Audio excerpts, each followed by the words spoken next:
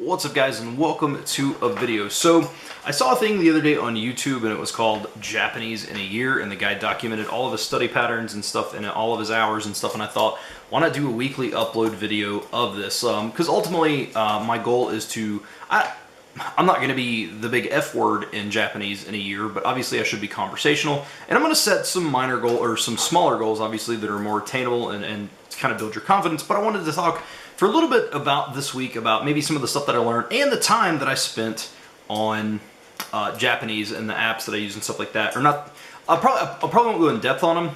This is probably more just for like time and just kind of an update thing, and then I'll make a video on what I'm using and like go more in detail on it.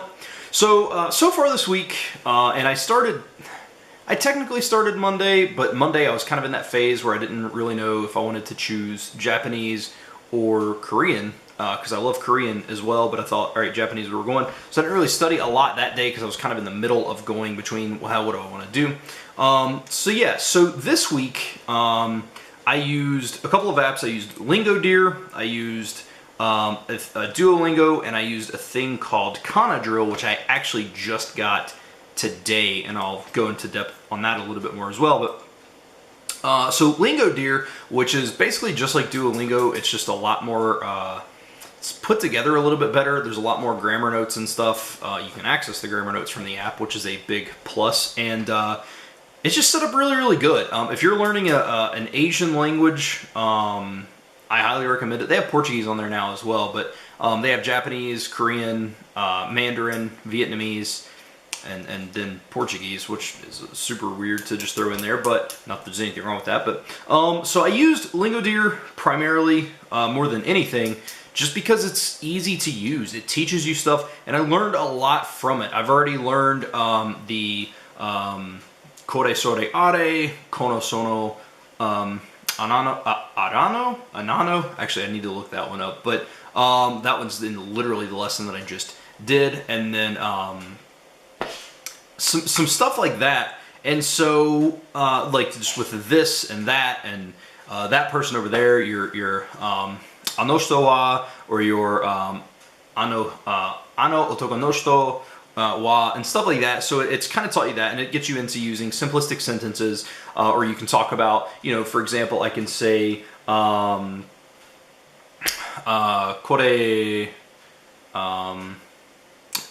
wa watashi no hon desu, right? So it'd be like, this is my book, or something like just very basic stuff. So nothing too crazy. But yeah, you get the point. And so LingoDeer I used it for 5 hours, and LingoDeer actually keeps the time, which is super, super cool. And I used it for 5 hours and 52 minutes this week. So that has been the core of it.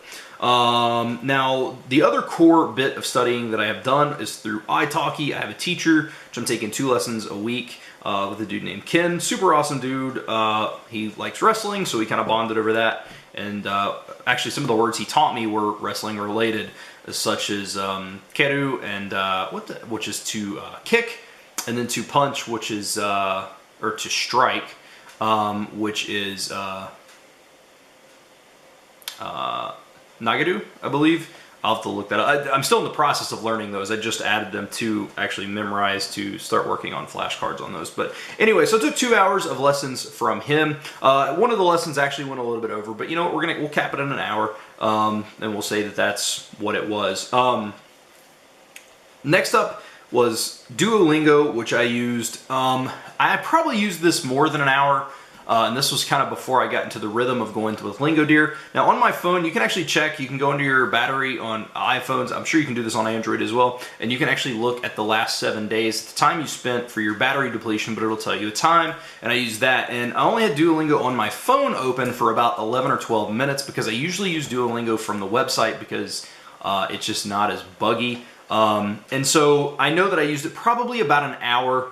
So I'm going to just say an hour, probably a little bit more than that with my phone as well. Because when I would edit a video or something like that, I would go and I would do that while the video was exporting. And those videos take 20, 30 minutes to export sometimes. So I'm going to say about an hour on Duolingo. And then Kana Drill I used. I actually just got Kana Drill today because I need to work on my hiragana and katakana.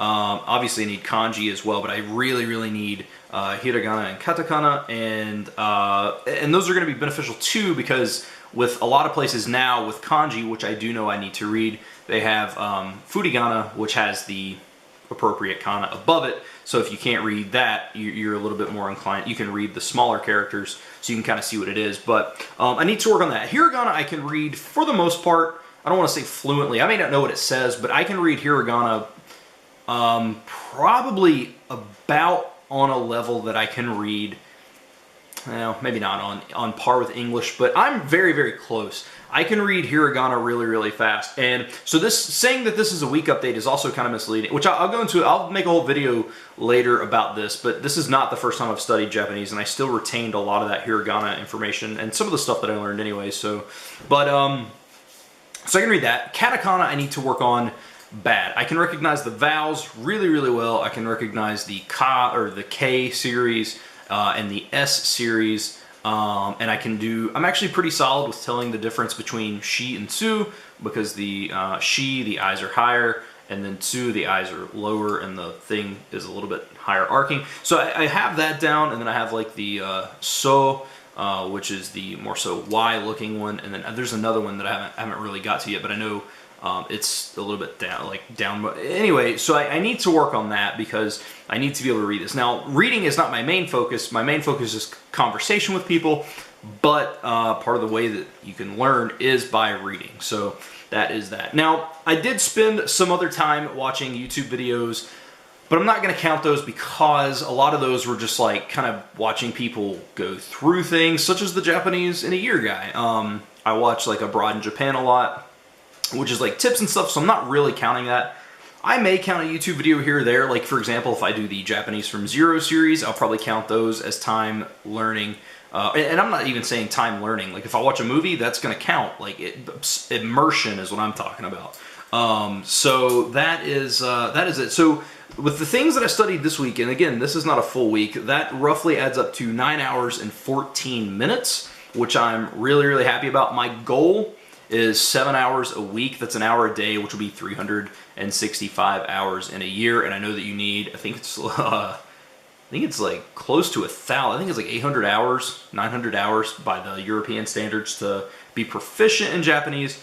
So you're talking about a little bit of time, but 9 hours I'm pretty happy with. I think I can keep that up because, for example, if I'm watching TV and I'm doing like a workout in here, like especially like I started pulling my dumbbells out and I'll just step up on them, like if it's a cardio day and I'm doing something, but I can pull out and use flashcards there and stuff like that. Oh, the other thing, I actually did not put this in here, Memrise. Good call. Let me actually calculate this real quick.